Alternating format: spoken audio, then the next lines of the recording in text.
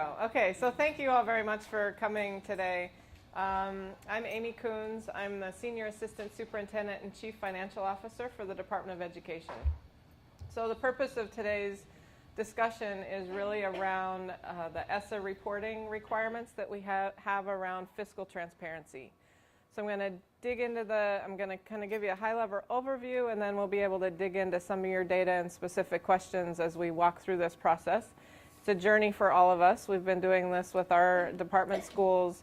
I went and talked to them about a year ago now. So, you know, this is new information for everyone and a new way of doing this as we're going into the new ESSA law. So we're trying to make it as painless as possible, but this is a necessary step with our new requirements with ESSA. The school level expenditures are really around equity potentially, right? It's a conversation around state defined, how expenditure reports show how we're expending our funds, around empowerment. So each principal director of a school has the authority to expend those and make the decisions on how they're expending that funds. And then expectations. We already know school level outcomes. So the ESSA reports and other data is around student achievement data, attendance, behavior, those types of things. And now this is a way to link up how we're expending on, does it make a difference on how, you know, how the achievement results are, right? So we don't know if there's a correlation there, but that's part of why we're doing this. So context. Costs can vary widely between schools based on demographics, location, type of school, the age and condition of a facility. Principals and directors also spend from a variety of accounts. Maybe not so much in your world, but you still have, you know, general funds, you have some federal funds, maybe grant funds. So it's looking around those spending decisions. They will stay with the principal and the director. This adds a level of transparency and a discussion around the process of how maybe those expenditures are being made. Financial reporting. So new requirements for state and school level fiscal reports under Every Student Succeeds Act. So the ESSA law, report cards must include per pupil expenditures. So again, there's going to be the information already around results, right? Maybe test scores, behavior, attendance. But then this is including expenditures as a piece of that report card. SEAs must develop a single statewide system that allows LEAs, and for this purpose, each LEA, which is a local educational agency, is going to be defined as a school for our state system. So each LEA, each school, is going to need to calculate and report the LEA per pupil level expenditure reporting for their schools. We're going to need to disaggregate by source of funds, being federal and state and local funds. And then the report cards must be disseminated widely. So DOE, we're going to have our website up there. Each school is going to have that information. I'm sure we'll do board reporting as well. So making it available on the websites. Deadline for this reporting is a year from now for this current school year data. Okay, so we have till December 2018. We'll probably back up those deadlines so that we can make sure we have the data collection and things correct. So we'll firm up those deadlines. But we need to publicly report this by December of 2018 for school year 17-18 data. Not meant to be an apples to apples comparison, and we'll go into some reasons why as we go through some examples. Again, the target launch, if we can go back and make accounting changes to July 1st of this fiscal year, that would be great. But there may be a scenario in a case where that's an impossible task to do. So then we would start collecting that data potentially as of January 1 for this fiscal year and have kind of a mixed year that first year. But again, more discussion on that, and I'm going to need your input on what that looks like. So school level expenditures. Each state report card must include the following. So that's the section number. If anybody wants some nighttime reading, you can go in and pull up that federal section number. To go and read the actual details of this. But basically, each state report card must include current expenditures per pupil from federal, state, and local funds for the preceding fiscal year. Again, so we're going to be reporting December 2018 for fiscal year ending June 30, 2018. For each LEA, each school in the state, for each school served, right, for each school. So next slide is in aggregate. And then also next slide, disaggregated by source of funds, including federal funds and then state and local funds.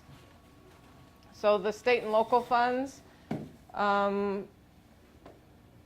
will be combined plus federal funds intended to replace local tax revenue, which impact aid is the definition of one of those.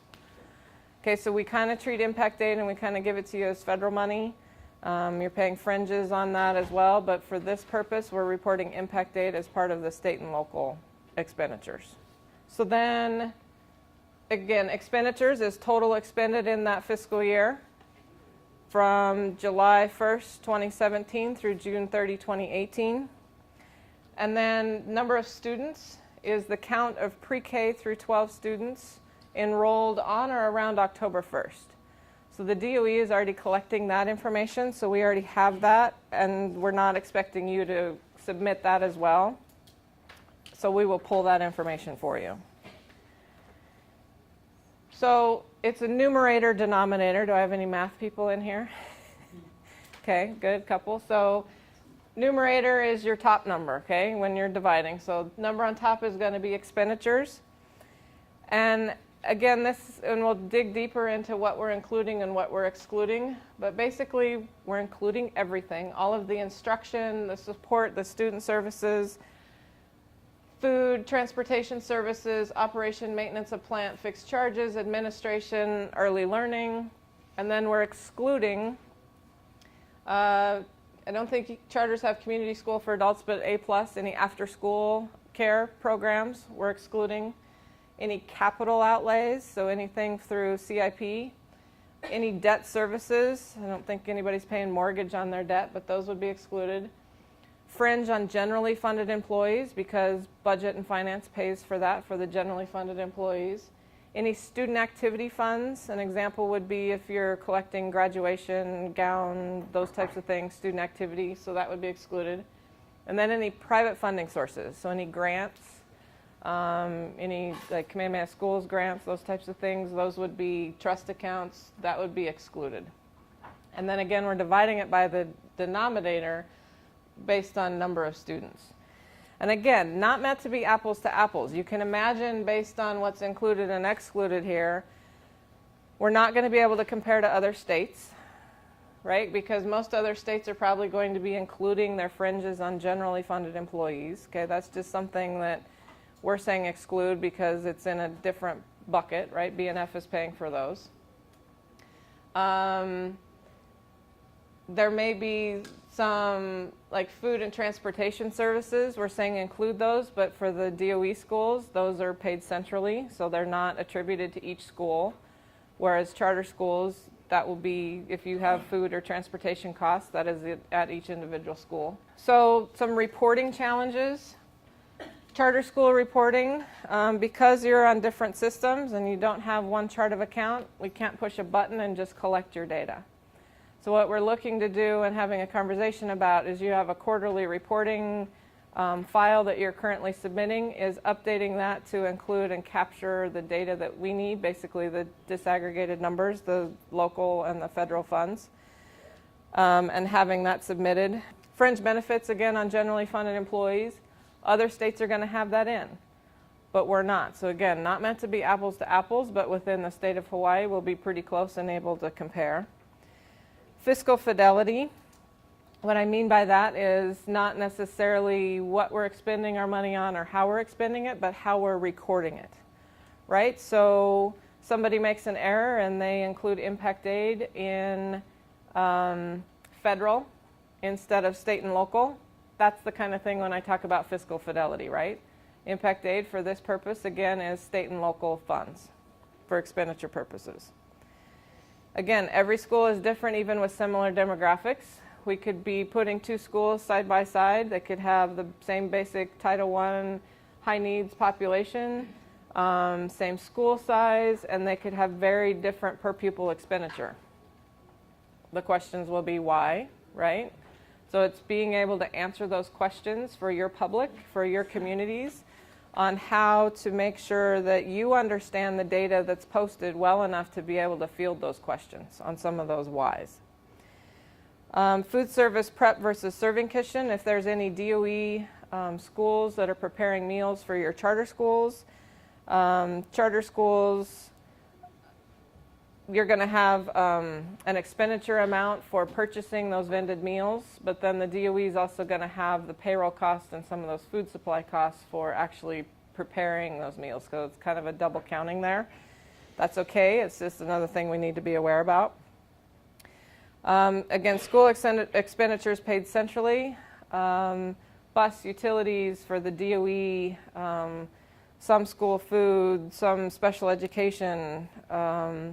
A lot of that is paid centrally or by our complex areas, whereas charter schools, you're going to have the utility costs on your books. You're going to have some rent sometimes in some cases, right? So there's going to be a difference even between how DOE and charters are reporting, just because there's a difference in how we manage our accounts.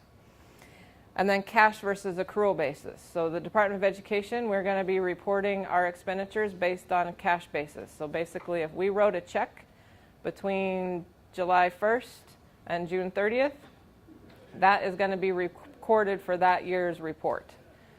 And again, more discussion necessary, I think, on whether you do a cash or accrual basis when you're reporting this. It kind of depends on how I'm fine with what's easiest, right? Path of least resistance here, but we need to have that discussion and try to be consistent as possible, I think, between charters as a group so that we're aware. Otherwise, we're going to need to be footnoting the data and information on this school is doing cash basis, this school is doing accrual basis. But DOE is going to be doing cash basis only.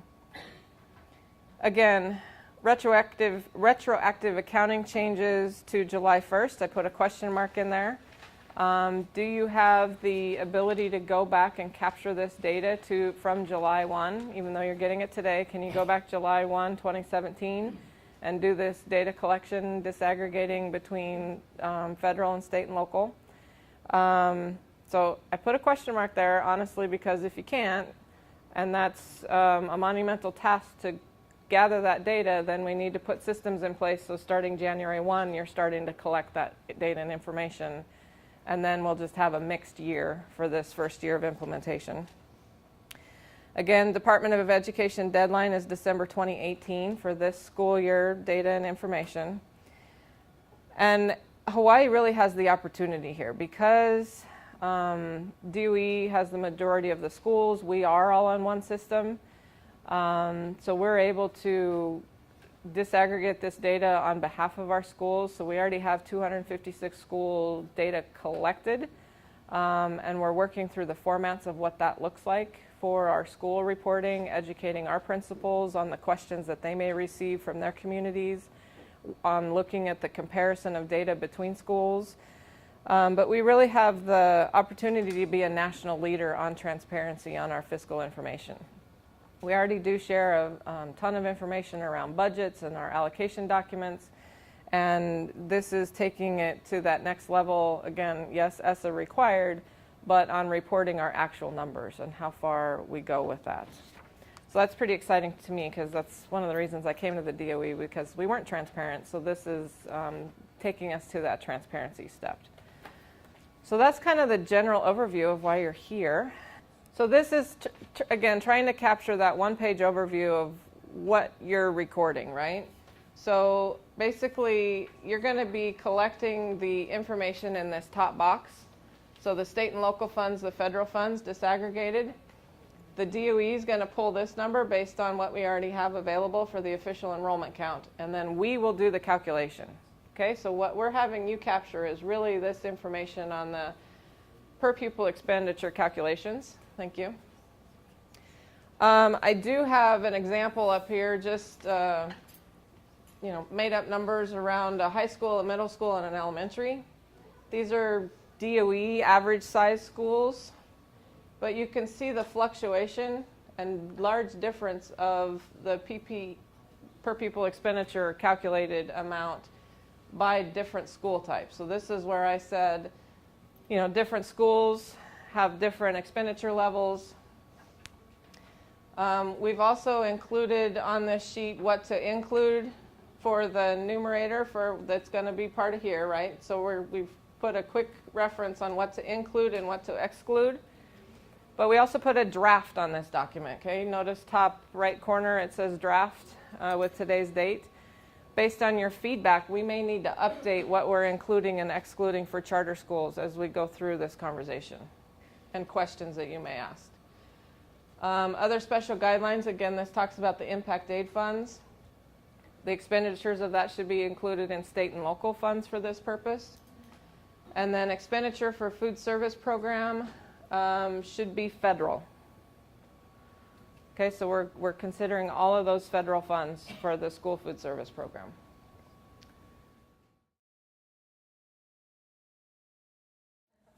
First question, do we need to separate the grade levels if the school is a K to 12 school? No, you do not. So that's a very good question. So the Department of Education also have, we call them combo schools that are either K-8 or we do have a couple K-12. We are reporting them and they will be a school. So as a school, they are reporting their total expenditures for that school and not having to separate by grade level. But again, that's a good thing to know, because if your community takes your school and compares it to another school, what are your expenditure levels compared to an elementary only school or a high school only, right? So that's a part of the conversation that you'll need to have with your community on maybe that may be why there's a difference in the per pupil expenditure level because you're a K-12 school. Next question. What if after-school program is federally funded by 21st century funds? Is that included? That's a good question. And I'm looking at Tricia. We'll have to check on that one and get back to you. Title II funds, federal or state? Title II funds would all be reported under federal. As do Title I. Okay, first one, not meant to be apples to apples. Is there reporting that is apples to apples that the DOE does? Compared to other states, I would say no.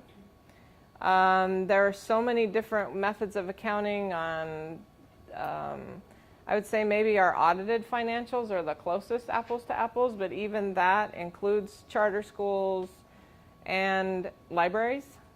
I would say most other states probably don't necessarily have libraries in there. Small amount for libraries, but still not included. I would say the audited financials are closest apples to apples. Within the DOE, I would say the way that we're doing this ESSA reporting will be apples to apples. So we're treating every school the same, and because we're on the same system, we have the same chart of accounts, we will be able to, for the DOE schools, do an apples to apples. So we will be able to get a very clean comparison of all of our high schools on their per pupil expenditures and what they're spending, and have those comparisons available. So yeah, within DOE, apples to apples, but not very good with other states. And that's not really the intent of this either, I don't think, is being able to have the apples to apples with other states. Can this reporting replace the quarterly reporting and do the report annual for commission financial reporting? I think not. I think we can have Scott come up here and talk a little bit more to that one, but this is really an annual number that we need. I think there's a different intended purpose for those quarterly financials that you're submitting. Cash reporting on commission reports. Not sure I understand this question. Cash reporting on commission. Cash report on commission reporting too.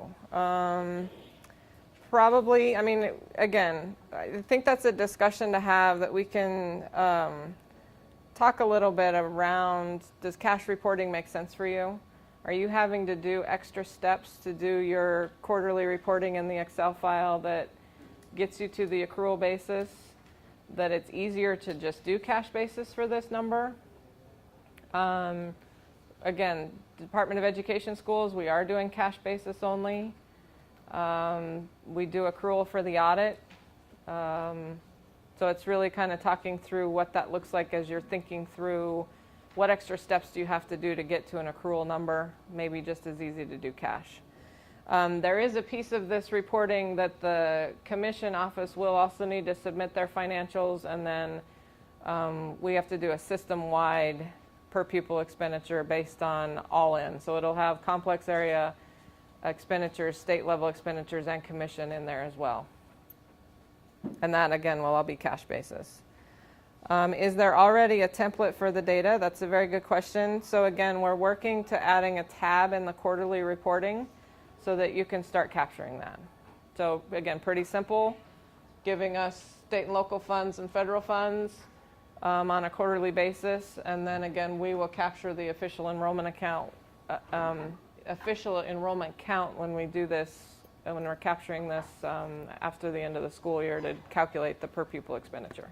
The question is, are you reporting all food expenditures or only what's up to the federal reimbursement? So most likely this is a school food authority that when you have federal money, even if schools are subsidizing with general funds or other state funds, or even if students are paying for any of the meals, we're considering all those expenditures as federal funds. Because those expenditures, those amounts take on a federal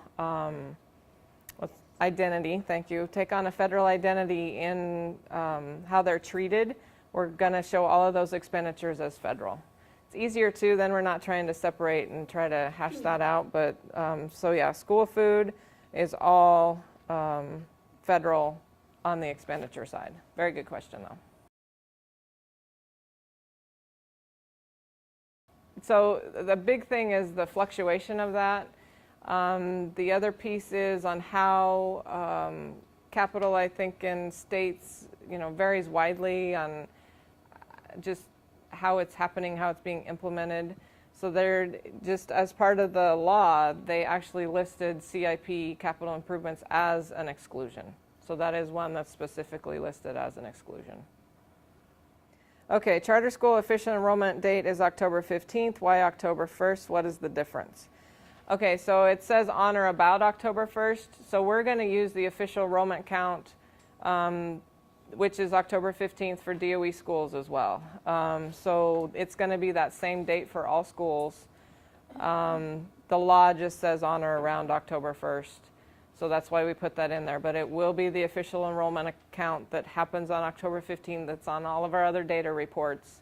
So we're not introducing a new number or a new count. We're going to pull that same count that's being used for other information.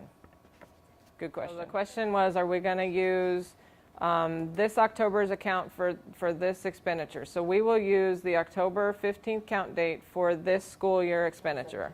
Yes. So we will always align that enrollment count to the fiscal year data that we're recording. We understand there's fluctuations and things, kids may leave after holiday break or something, right? But yeah, October 15th is the enrollment count for this current year that we will use against this fiscal year data. So it'll remain in the same fiscal year. Good question. But I'm wondering, just like the capital improvements, the OHA Kamehameha schools, those private donation grants, we write those grants in order to have more flexible spending, and we use those grant monies for per pupil expenses. Okay, so the question on why are we specifically excluding the grant funds, private donations, OHA Kamehameha schools, those are two examples that we know about for charter schools that are heavily used. Again, correct me if I'm wrong, but the law actually excludes private grant funding sources as an exclusion. I think, again, that the intent of this is not to track, I think it's to track the tax dollars that are supporting our education systems.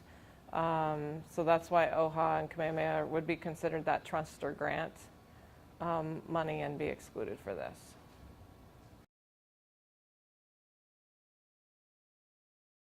A large portion of some may be expending funds that are actually collected by parents, and why we're not excluding that as part of our like private donations or trust kind of expenditures. Because with food service, even that parent reimbursement that comes in does take on a federal identity when it comes in. That's why we're including it all as federal. The other thing that we're trying to do is not do a separation between, part of it was how DOE does their accounting for it as well.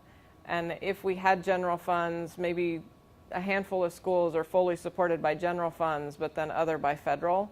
So then when you're trying to do a comparison, it was skewing some numbers between showing a heavier state contribution to that school versus federal.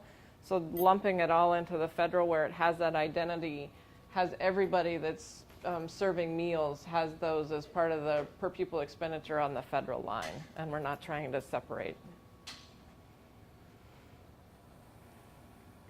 Does that make sense? It does make sense. I'm just wondering if it's accurate regarding like the money that is spent, tax money that is spent on a child. Right. And I'm just like, I can't think of any other examples, but if there's other examples out there that might be in different categories, it would be pulling in other money that is not tax money into kids. So, Right. you know, we have a struggle, I guess, in the charter board that we can't necessarily put our finger on, like, how much money do we get, is it equitable, and all that other kind of stuff. So I think that might just kind of speak. Right, and I mean, again, this will, I think, what's going to happen. This is new data that we're sharing, right? We all have our budgets, we all have what we have available to spend, and we're pretty public around that. But I think taking it to this per pupil expenditure level, there's going to be a lot more questions asked. There's going to be a need and a want for more information beyond what these three numbers are showing when we show up the per pupil. There's going to be a lot of questions on why, right? So it's you as principals, financial people in your schools, directors, understanding what's behind these numbers so that you can help answer questions to your communities. And that puts you guys in a interesting place to be, right? So, but it does open up the broader conversation. Not fair, right? That, you know, because even equity, weighted student formula within the DOE, right? We that's very equitable on how we distribute that. But then there's other money that comes in that, you know, may make one school look like it has more funding available than another. In Title I, some of that's the federal supplemental funds. But we do have to peel back the layers behind that. And what the DOE is considering doing is actually showing what makes up these numbers. So we would actually be showing these numbers and what adds up to this $2.7 million at that school that they have available, and every program ID that they have available that they expended money from, just to be fully transparent and to help answer some of those questions. Yes? I think another example of that would be transportation, because we do collect bus fees. But I think you're right, reporting direct costs instead of the net, I think it'll show people that, you know, our cost is significant. You know, what we do collect from parents is not, I mean, it is significant for us to operate, but I mean, I think doing this will help us get more tax dollars. Right, and for transportation, we're including that all in our local. So it's because our busing is funded by parents' payments and also general funds. So we are putting all that in state and local line. Yeah. There is the financial reporting that's done for the food service. But they leave it up to the schools as to whether or not they want to include the salaries as part of that. They just need to say they are or they aren't, because it's all subsidized, I mean, you know, the food costs here. So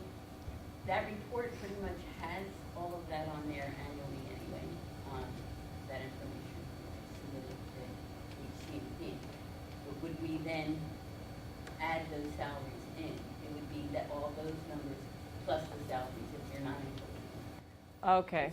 So it's, Right, right. Another report, apples to pears. So food service costs for HCMP reporting could very well be different from what's here. So if HCMP, you're excluding a portion of those expenditures because it is reimbursed by the federal government, we will be including that here because we're not taking into account the revenues that are coming in.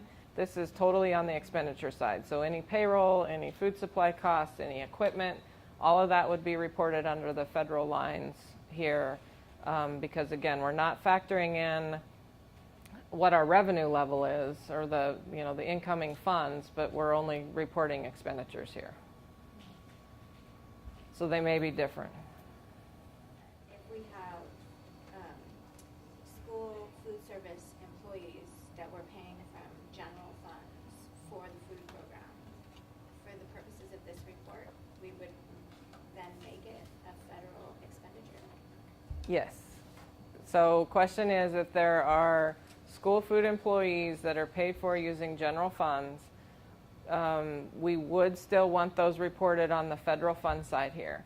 And again, the reason for that is when you're a school food authority and you're servicing these students under the umbrella of Hawaii Child Nutrition Program, all of these funding and expenditures take on a federal identity no matter what funding source you use. So maybe a fact that you don't know, but even though you're using general funds to pay these employees, they should still be filling out their time, the timesheets like they're a federally funded employee. And that's why we moved all of this into the federal fund side. Good question. So you have an employee that may be doing school food duties, service duties, but is paid for and does other functions outside of school food. That is gonna, I would say, don't split hairs on that and leave them with their funding source.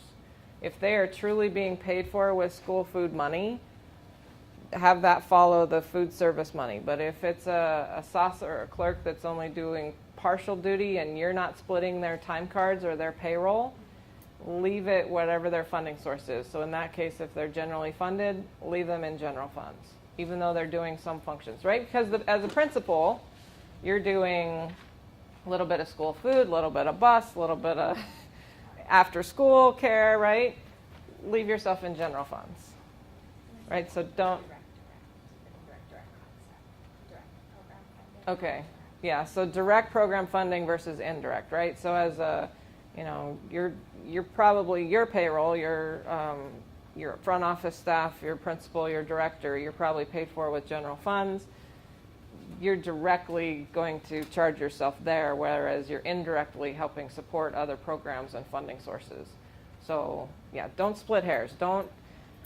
We've gone through this, right? You could take every dime and try to move it into the right place. That's not the expectation here. It's not really to add those layers of work to make this precise and exact again, but it's good information to know and to have, because if somebody digs into this and they'll say, you don't have any food service employee cost, that could be a question that you get. Well, okay, but you have food service people that are doing other duties plus that. So then you have to be able to answer that by saying, oh, no, we have support for that, and these people are doing that, but it's an indirect piece of their job, right, or their funding source, so we're not going to split their payroll. But that could be a question that your community asks you. So you have a school food person that's paid for with general funds. They should be doing a payroll certification because they are, the funding takes on an identity of federal funds regardless. But on that case, we do not have to pay fringes because it's general fund. So now I want to ask you some questions. I put in there the question mark around restating your data back to July 1st or starting this fresh, going back to your offices, doing digesting and trying to start fresh January 1st.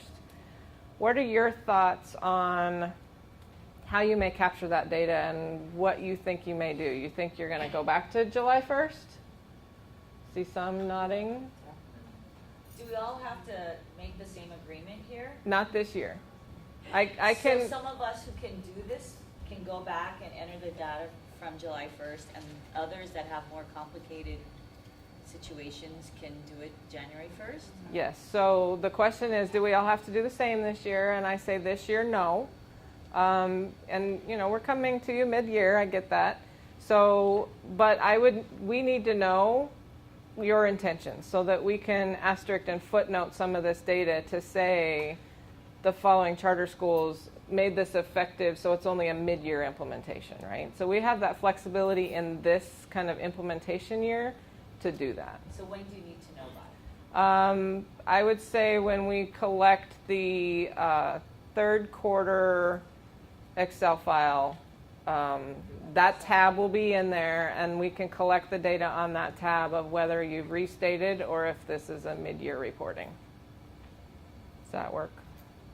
And the other thing we could do too is we could have this tab available as you're reporting your second quarter, and if nothing's reported, again, you still would have the opportunity to go back and restate, but you know, we can give you a couple of, like a drop-down menu of, I plan to restate, I'm only going to make this effective January 1st, or I don't know what the third option would be, but we could do a drop-down selection for you in the second quarter reporting to gather that intention at that time. So that would be due, when's second quarter due? 1/31. January. So end of January is the second quarter due date. So we can put, when on that tab, we'll include kind of a drop-down to gather the information on how you intend to report this year.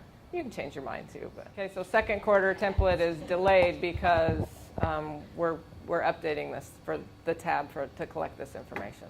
And we really wanted to get feedback from you too on kind of your thoughts to make sure that we have the exclusions right. You know, make sure that this is a good document, get your feedback on the process, on what you're kind of thinking your steps may be to go through this. So another question back to you, cash versus accrual. What are your thoughts on that? I would like to do an accrual so there's alignment to the audit.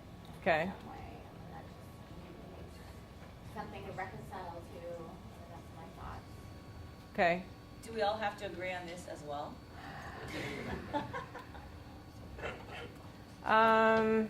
Scott, what are your thoughts on that? I don't know. I'd say eventually, yeah. Okay. Maybe not for this year, because Okay.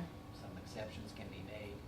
But for our financial performance framework, our contracts, all dictate accrual accounting, and that's not, we're not going to reinvent the wheel, so we're going to have to keep on accrual.